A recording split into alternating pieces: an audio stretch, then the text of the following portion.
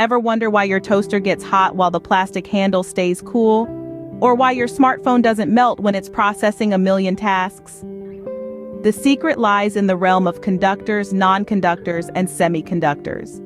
A conductor is a type of material that's chock full of what we call free electrons.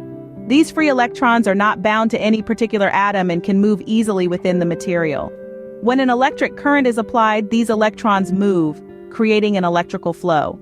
Copper and aluminum are prime examples of conductors, commonly used in a wide range of electronic devices.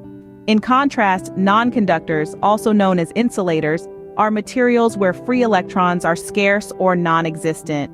This means that electric current cannot flow through them. Think of plastic and paper. These materials are used to insulate wires and circuits, preventing electricity from going where it's not supposed to go. Now, what about semiconductors? As the name suggests, these materials are somewhere in the middle. They have a moderate number of free electrons.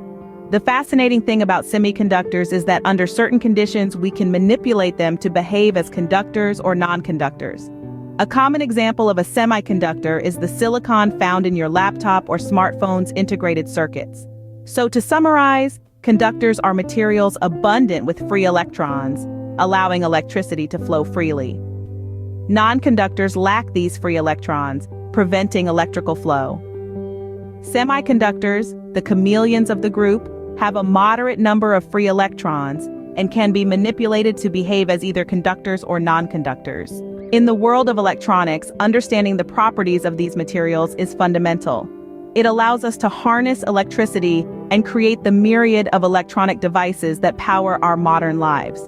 So the next time you use your toaster or smartphone, spare a thought for the humble conductors, non-conductors, and semiconductors working behind the scenes. Remember, knowledge is power, and in this case, it's electric power. Keep exploring, keep questioning, and most importantly, keep learning. Thank you for joining this enlightening journey into the heart of electronics. Until next time, stay curious.